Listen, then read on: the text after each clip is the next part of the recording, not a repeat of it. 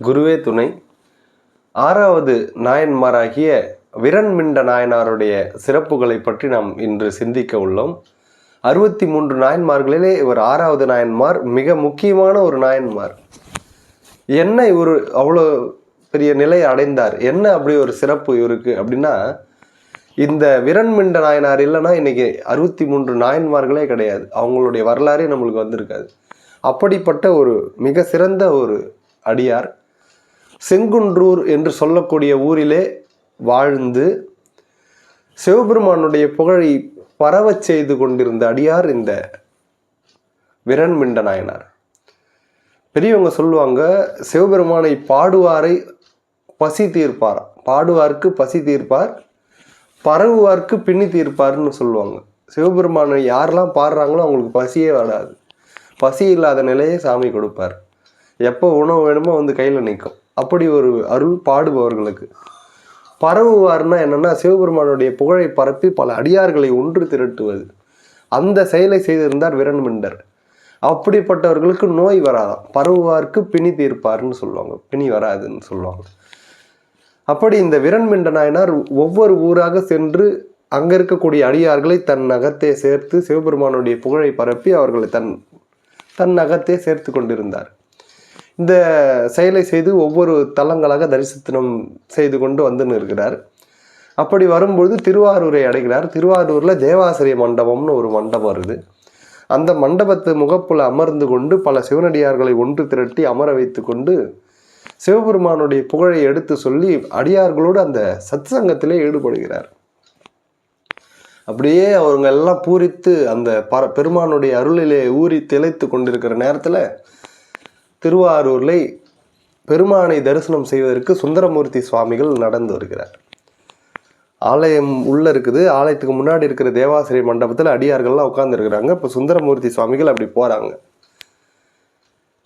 அடியார்கள்லாம் சிவ நிஷ்டையில் இருக்கிறாங்க, அதாவது அந்த எல்லாமே சத்சங்கத்தில் ஈடுபட்டு இருக்கிறார்கள். அப்போ நம்ம போய் வணக்கம் ஐயா அப்படின்னு சொல்லிட்டு போகும்போது நம்மளை எல்லாம் அவங்க அதுலேருந்து தடைப்பட்டு நம்மளை பார்ப்பாங்களே அப்படின்னு சொல்லிட்டு அவங்களுடைய கவனம் நம்ம பக்கம் ஈர்ப்பப்படக்கூடாது அப்படின்னு சொல்லிட்டு அவர் அப்படி ஒதுங்கி அப்படி உள்ளே போய் கருவறைக்குன்னு நுழைஞ்சிட்டார்.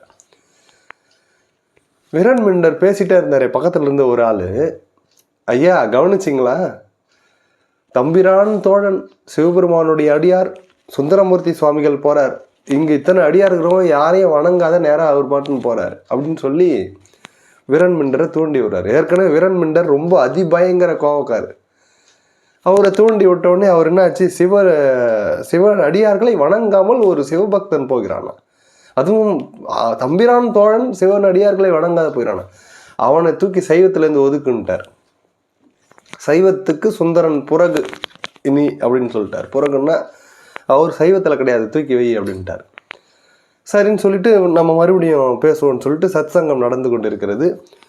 உள்ளே போய் சுந்தரமூர்த்தி சுவாமிகள் சிவபெருமான் முன்னாடி நின்று பதிகம் பாடுறார். பாடும்போது இந்த ஏற்கனவே காலாவம் மூட்டி விட்டாரே, அவர் மறுபடியும் என்ன பண்ணார், கூப்பிடுறாரு, விரண்மிண்டரே நீங்கள் சைவத்திலேருந்து ஒதுக்கி வச்சிட்டீங்க, உள்ள இருக்கிற சிவபெருமான் அவரை சேர்த்துக்கினாரே அப்படின்னாரு. என்ன சொல்கிற அப்படின்னாரு. சிவனடியார்களை வணங்காமல் அவர் நேராக போய் கருவறையில் போய் சிவபெருமான் கிட்ட போய் வணங்கி தொழுது கொண்டிருக்கிறார். அங்கே சிவபெருமான் அவரு கூட அன்பு செலுத்துறாரு இல்லையா, அப்போது சிவபெருமான் அவரை பிரிக்கலே அப்படின்னு சொல்லிட்டார். சொன்ன பிறகு அப்படியா, இப்போ சிவனை சைவத்திலேருந்து ஒதுக்குன்ட்டார். யார், விரண்மிண்டர். புரியுதுங்களா? சைவத்துடைய அதிபதியே சிவபெருமான், அந்த தெய்வத்தையே சைவத்திலிருந்து விலக்குன்னு சொல்லி ஒரு அடியார் சொல்கிறாருன்னா இது எந்த சமயத்தில் இது நிகழும் சொல்லுங்க? அப்போ எவ்வளோ வெறுக்கப்பட வேண்டியவர் விரண்மிண்டர். ஆனால் சைவம் என்ன கொடுக்குது, 63 நாயன்மார்களில் அவர் ஒரு அடியாராக அங்கீகாரம் கொடுக்கிறது சைவம். இதுதான் சைவத்துடைய சிறந்த ஒரு நிலை. அவ்வளவு சுதந்திரம் வேற எந்த மதத்திலையும் கிடையாது. நீங்கள் வேற மத தலைவரை சொன்னாலே தலையை வெட்டிடுவாங்க. மத ஸ்தாபகர்கள் எவ்வளோ பெரிய நிலை, அவங்கள சொன்னா வருது. இறைவனையே ஒதுக்குன்றாங்கன்னா இதுதாங்க சைவத்துடைய சுதந்திரம் சொன்னார் விரண்மிண்டர். உள்ளே இருக்கிறவங்களாம் ஒன்றும் புரியல. உள்ளிருந்து பெருமான் சுந்தரர்கிட்ட சொல்கிறார், நீ அங்கே அடியார்களை வணங்காத வந்துட்டு தவறு, நீ போய் அடியார்களுடைய புகழப்பாடு அப்படின்றார். நான் என்னென்னு பெருமானே பாடுவேன் அப்படின்னு சொல்லி கேட்குறாரு. நான் அடி எடுத்து தருகிறேன் அப்படின்னு சொல்லிட்டு தில்லை வாழ் அந்தனர்தம் அடியார்க்கு அடியேன் அப்படின்னு சொல்லி சிவபெருமான் அடி எடுத்து கொடுக்கிறார். நேராக சுந்தரர் அவரை வணங்கிட்டு நேராக தேவாசிரி மண்டபம் முன்னாடி வந்து நின்று அடியார்கள் அனைவரையும் வணங்கி அவர்கள் பாதங்களை சாஷ்டாங்கமாக விழுந்து வணங்கி எழுந்து தில்லைவாழ் அந்தனர்தம் அடியார்க்கு அடியேன் திருநீல கண்டத்து குயவனார்க்கு அடியேன் இல்லையே அந்த ஏற்பகைக்கும் அடியேன் என்று நாயன்மார்களுடைய பெயர்களை சொல்லி பாடிக்கொண்டிருந்தார். பாடி முடித்த பின்னாடி வானிலிருந்து பூமழை பொழிந்தது. அத்தனை அடியார்களும் அவரை வணங்கினார்கள். சுந்தரரை அப்படி ஓடிப்போய் விரண்மிண்டர் கட்டி அணைத்து கொண்டு அவருடைய திருப்பாதத்தில் விழுந்து வணங்குகிறார். ஆஹா, அடியாருடைய புகழை நீ இந்த அளவுக்கு பாடுறியப்பா, உன்னை போய் நான் புறக்குன்னு சொல்லிடுறேன். நீ சைவத்தில் மிக முக்கியமான ஆள், நீங்கள்லாம் இருக்கணும், நீங்கள் இருந்தால் தான் சைவம் தழைக்கும் என்று சுந்தரரை கைகுலுக்கி அவரை கட்டி தழுவி கொண்டார். அப்படிப்பட்ட விரண்மிண்ட நாயன்மாரை சிவபெருமான் காட்சி அளித்து 63 நாயன்மார்கள் ஒருவராக்கி என்னைக்கும் சிவகணங்களின் தலைவனாக என்னுடனே இருன்னு சொல்லி அவரை அழைத்து கொண்டு சென்று விட்டார். அப்படிப்பட்ட நாயன்மார் விரண்மிண்ட நாயனார். இவர் சிறை மாதம் திருவாதிரை நட்சத்திரத்தில் இவர் சித்தி அடைந்தார். அப்படியேற்பட்ட விரண்மிண்ட நாயனாருடைய திருவடிகளை வழங்கிக் கொள்வோம். அவர் இல்லைன்னா இன்னைக்கு நாயன்மார்களுடைய வரலாறு கிடையாது. அப்படியேற்பட்ட விரண்மிண்டருடைய திருவடியை போற்றி கொண்டாடுவோம்.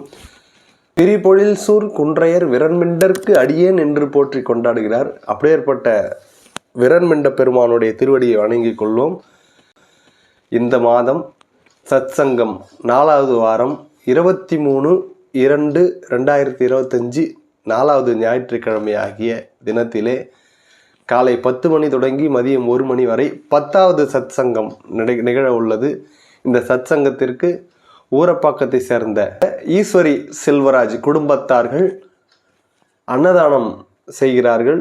அனைத்து அடியார்களும் கலந்து கொண்டு எல்லாம் வல்ல குருவுடைய அருளை பெற்று வாழ்க பல்லாண்டு என்று கூறி விடைபெறுகிறேன். நன்றி, வணக்கம். திருச்சிற்றம்பலம்.